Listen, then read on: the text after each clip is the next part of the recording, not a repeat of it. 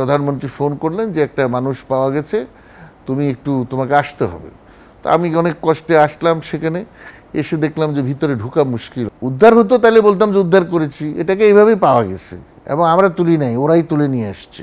একে যেভাবে ঢুকিয়েছে, এসব কাজকর্ম আর্মির লোক করে না। সেনাবাহিনীর উদ্ধার অধীনে বা তাদের তত্ত্বাবধানে উদ্ধার কাজের যখন প্রায় শেষ, তখন আপনার এই দায়িত্বটা রাবিশ উদ্ধার এবং পরিষ্কার পরিচ্ছন্ন করা, সর্বোপরি লোহা লক্কর দিয়ে জায়গাটা ছেয়ে গেছে সেগুলোকে পরিষ্কার করার জন্যে বড় বড় বুলডোজার, ক্রেন এবং ইকুইপমেন্ট আনা হয়। এখন যে কোনো ব্র্যান্ডের পুরাতন এসি বদলে নতুন ওয়ালটন এসিতে উপভোগ করুন 25% ছাড়।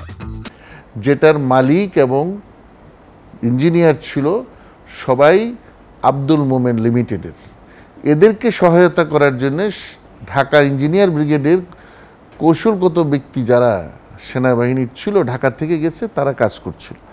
তারা একটি মেয়ের বা একটা মানুষের সেখানে অবস্থান খুঁজে পায়, একদম আন্ডারগ্রাউন্ডে, এবং সেখানে পানি জমা ছিল, কাদা মাটি ভরা। আমরা সেদিন, বা আমি নিজেও ছিলাম না, আমি মসজিদে ছিলাম এবং প্রায় ঘুমন্ত অবস্থায় দুপুরবেলায় প্রায় 2:30-3টার দিকে প্রধানমন্ত্রী ফোন করলেন যে একটা মানুষ পাওয়া গেছে, তুমি একটু তোমাকে আসতে হবে। তো আমি অনেক কষ্টে আসলাম, সেখানে এসে দেখলাম যে ভিতরে ঢোকা মুশকিল, অনেক মিডিয়া কর্মী, অনেক মানুষ, কোনো রকমে গেলাম এবং দেখলাম যে অনেক ইকুইপমেন্ট, অনেক জিনিসপত্র, এবং মোটামুটি প্রধানমন্ত্রী টেলিভিশনে পুরোটাই বোধহয় দেখছেন এবং তিনি বললেন যে এগুলো এখান থেকে সরানোর ব্যবস্থা করো, তা নাহলে একে উঠানো যাবে না, মারা যাবে। তার আগ্রহ এবং তার এটার প্রতি যে একটা ইচ্ছা আমি দেখে আমার মনে হলো যে ঠিক আছে, একটু চেষ্টা করাই যাক। বাইরের থেকে ফায়ার ব্রিগেড সহ লোকদেরকে ঢুকানো হলো। তারা রিপোর্ট দিল যে এই লোক যে পাওয়া গেছে একজন নারী এবং উলঙ্গ, পরনে কাপড় নেই, কাদামাটিতে ভরা, চুল আটকাই গেছে লোহার রডের মধ্যে, এবং মোটামুটি সেন্স নাই বললেই চলে। তো আমি বললাম যে না, ঠিক আছে, তাকে তো উদ্ধার করতে হবে, পরিষ্কার পরিচ্ছন্ন করার জন্য পানি পাঠাও, নিচে বালতি দিয়ে রশি দিয়ে পাঠানো হোক, এবং নতুন কাপড় পাঠানো হোক, মাথার চুল দরকারে কেটে ফেলো, চুলের দরকার নেই, তাকে সম্পূর্ণ নতুন পরিচ্ছন্ন করে উপরে উঠাও। আধা ঘন্টা পরে তাকে প্রায় 40 মিনিট পরে উপরে উঠাই নিয়ে আসা হলো, এবং লোকজন বিভিন্ন রকমের, যে এত সুন্দর কাপড়, এত সুন্দর পরিচ্ছন্ন, এসব প্রশ্ন, যা অতি স্বাভাবিক করা।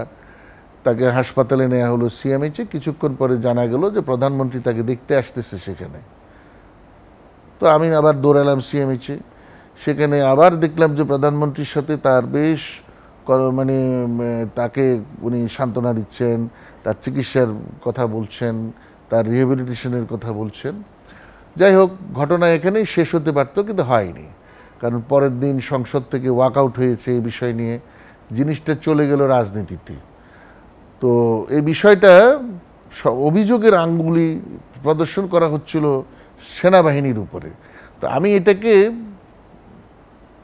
সেনাবাহিনী যে এর সাথে আসলে জড়িত নয়, এটা আর্মি এসব কাজ করে না। এই ধরনের কাজ যদি উদ্ধার হতো তাহলে বলতাম যে উদ্ধার করেছি, এটাকে এইভাবেই পাওয়া গেছে এবং আমরা তুলি নাই, ওরাই তুলে নিয়ে আসছে। 2, একে যেভাবে ঢুকিয়েছে, এসব কাজকর্ম আর্মির লোক করে না। এগুলি ওই যে গোয়েন্দা সংস্থা যারা খুন, গুম, আয়নাঘরের সাথে জড়িত, এরা এসব সরকারকে খুশি করার জন্য এসব কাজ করে। এসব কাজ করে রাজনৈতিক দলের লোকেরা, আওয়ামী লীগের মতো লোকেরা, যারা মানুষের হারায় গেলে খুন করে ফেলে, গুম করে ফেলে, এরা করে। রাজনৈতিক একটা স্ট্যান্ডবাজি তারা করে। দুষ্ট কিছু লোক আছে, তারা করে। তো আর্মির লোক তো সরল সহজ কাজকর্ম করে, এবং এই উদ্ধার কাজ করার সময় হাজার হাজার বেসামরিক ব্যক্তি, শ্রমিক, গার্মেন্টসের, বাজারের লোকজন, সবজি বিক্রেতা, রিক্সাওয়ালা, রাস্তার টোকায়, ছাত্র, এরা কিন্তু বেশিরভাগ সাহায্য করেছে। আমি তখনও বলেছি, এখনও বলছি যে ওটা তদন্তের বিষয় ছিল, করা উচিত ছিল রাষ্ট্রের একটা সংগঠন দিয়ে বিচার বিভাগীয় তদন্ত হইতে পারতো, যেহেতু অভিযোগ আসছে সংসদ থেকে, এটা হতে পারতো সংসদীয় কমিটির একটা তদন্ত, এবং সাংবাদিকরা ইনভেস্টিগেটিভ জার্নালিজমের মাধ্যমে এখন যেরকম অনেক কথা বেরিয়ে যায়, বেরোতে পারত। কেউ কিছু করে নাই। বহু সাংবাদিককে বেশ নামকরা বিভিন্ন চ্যানেলের পত্রিকার দেখেছি, তাকে ইন্টারভিউ করেছে, কথাবার্তা বলেছে। সে এখনও জীবিত, ওয়েস্টার্নে চাকরি করে, সেখানে গিয়ে ইন্টারভিউ নিয়েছে, কিন্তু প্রকাশ করে নাই। কেন করে নাই? মানে ওটা বোধহয় করে নাই এই কারণে যে ওটা জনগণ খাবে না, খুব ইন্টারেস্টিং হবে না।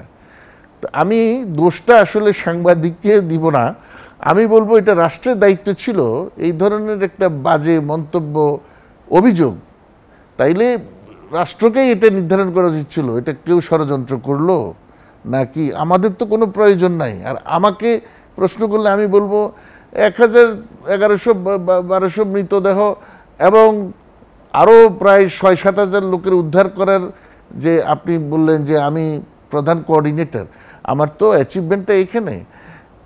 একটা গার্বেজ ভিতরে রেখে এটার গন্ধ শুকার কাজ তো আসলে আমার না। তাইলে এই কাজটা যদি হয়ে থাকে এটা অবশ্যই ষড়যন্ত্র। আমার কৃতিত্বকে, আমার অর্জনকে ধ্বংস করার জন্য আমার কোনো শত্রু করেছে, অথবা সরকারের ভিতরে থাকা ঘাপটি মেরে থাকা গোয়েন্দা সংস্থা বা রাজনৈতিক কোনো ব্যক্তি এটা করে স্ট্যান্ডবাজি করে এত বড় একটা অভিযানকে সম্পূর্ণ অসফল প্রমাণ করার জন্যে। কারণ প্রথম থেকেই আমাকে বলা হচ্ছিল এই উদ্ধার অভিযান বন্ধ করে দাও, কিন্তু আমি করিনি। আমি ছিলাম অনড়, বলেছি শেষ ব্যক্তি জীবিত কিংবা মৃত, তাকে উদ্ধার না করা পর্যন্ত আমি এই স্থান ত্যাগ করব না। আমার মনে হয় এখনো সময় আছে। মেয়েটিকে জিজ্ঞাসাবাদ করুন, যার নাম বললেন রেশমা, সে ওয়েস্টিনে আছে, ফ্রন্ট ডেস্কে বা ওয়াশিংয়ে কাজ করে, এবং পুরো ঘটনাটা যদি প্রচারিত হয় তাহলে এটা আমাদের জন্য মঙ্গল। এটা নিয়ে মানে আনন্দ বিনন্দ করা, মানে অট্টহাসি দেয়া বা এসব কোনো, মানে এতে করে রানা প্লাজার যে অভিজ্ঞতাটা, এটার সাথে এটা যায় না।